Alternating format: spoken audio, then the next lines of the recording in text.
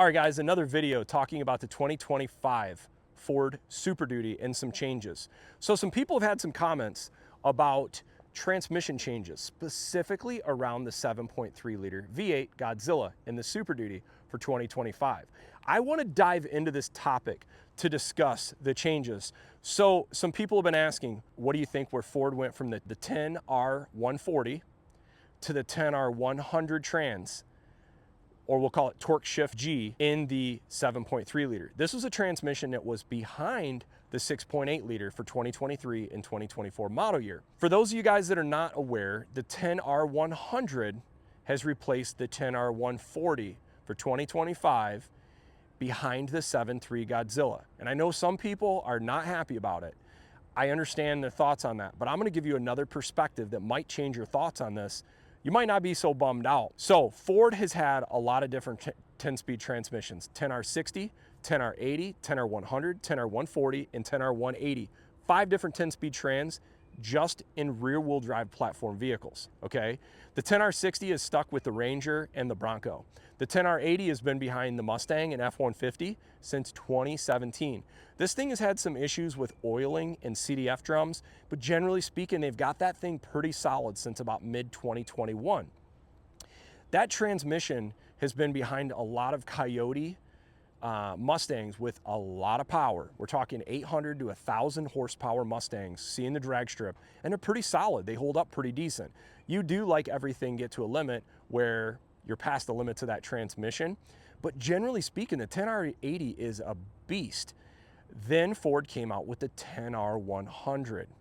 That is what is behind the 6.8 liter Minizilla 6.8 liter V8 since 2023. The 7.3 liter had its own transmission, the 10R140, for the past, man, I think since 2020. Since the 7.3 came out, it's had its that transmission. Each of these different transmissions have different strengths tied to them, as you would expect. So the 10R80 is a little stronger than 10R60. The 10R100 is a little stronger than the 10R80. And the 10R140, a little stronger again, and the 10R180, a little stronger again.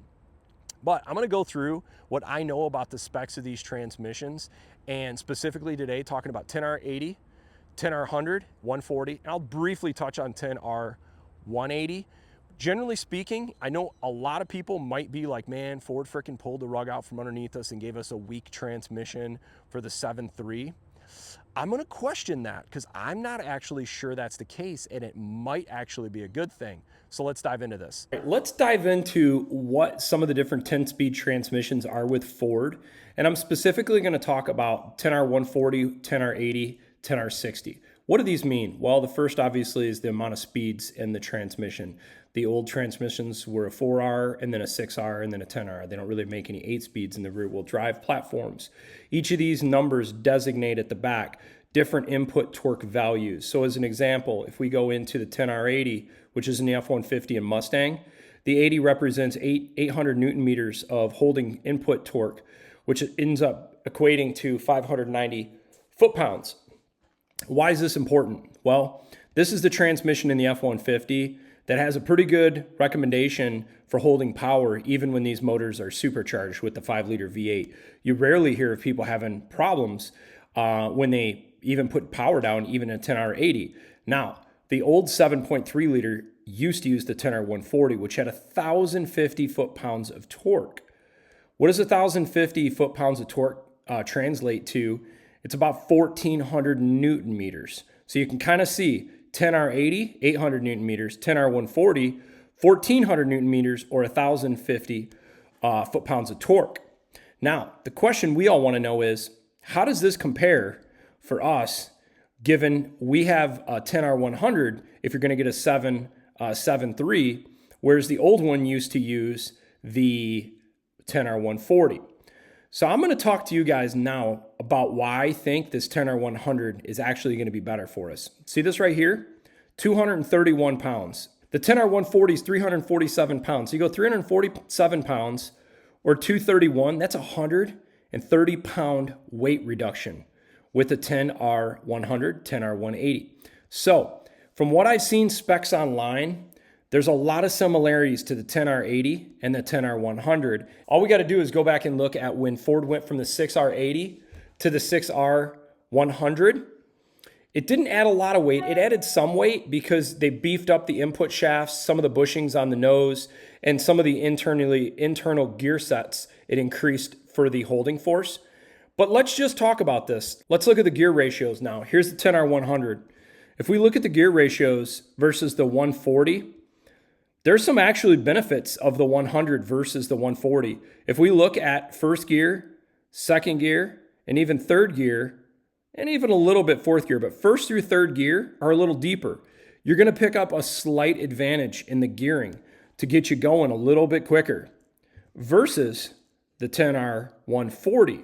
So you're going to have a little bit higher RPM, not a ton, but this will actually help you get moving a little quicker. Plus, you're picking up about 100 plus pounds of payload capacity. Plus, the other big advantage is less internal rotating mass. So let's dive into that now. So after looking and thinking, looking at all the different specs and thinking about the different perspectives, you get payload increases with a 10R100 versus a 10R140. You still got 740 pound-feet of torque of holding force for an engine that puts out 440. I mean, you've got a lot of safety factor there. The fact that a 10R80 is holding 800 to 1,000 horsepower Coyote Whipple-charged F-150s and Mustangs and doing okay, and the 10R100 is a stronger version than that transmission, I don't have a problem with that. And lastly, this is something else to think about. When you go from a 10R140 to a 10R100, you have obviously not as strong of holding force in a transmission. But the other big benefit is a lighter weight internal transmission also allows you to put more power down at the wheels. So I look at it in the same similar thing as my Raptor. As an example, for 2024, there's two types of 35-inch BFG KO2s. There's the KO2 in an E-rated and the KO3 in an F-rated. Why does that matter? Is the F-rated tire stronger and more well-built than the KO2? It absolutely is. But it also comes at a 10-pound penalty per wheel. If I'm never gonna need more holding force or more carrying capacity than what the KO2 offers, why would I want a tire that sucks another 10+% of drivetrain weight out for fuel economy and for performance and just general handling of the vehicle and braking? I would want the lightest tire for efficiency, for fuel economy, and less drivetrain wear. That's actually a better setup. As an example, I'm not even gonna consider the BFG KO3 for this truck because it's an F-rated tire that's 10 pounds heavier for a truck that came from the factory with a D-rated tire. So why would I go and put an extra 12 pounds, 50 pounds of rolling resistance, which will have a big impact on performance, fuel economy, and just general drivetrain efficiency loss for something that I'm never gonna need 8,000 pounds of payload capacity on an axle for a truck that will never need more than 3,000 pounds. It's overkill. Do you have a stronger tire? Yes, at the sacrifice of worse ride quality and at the sacrifice of performance, but you could say it's stronger. So I share this thought process because if the 10R100 is a strong transmission and it's not as strong as a 10R140, but if the 10R100 actually puts more power down at the ground because it's got less inertia loss, less rolling resistance, man, I'll take a 10R100 over a 10R140. The big things I see about the 10R100, I'm gonna get 100 pounds more payload capacity right off the bat versus a 10R140. I also have a little more performance, a little bit better fuel economy.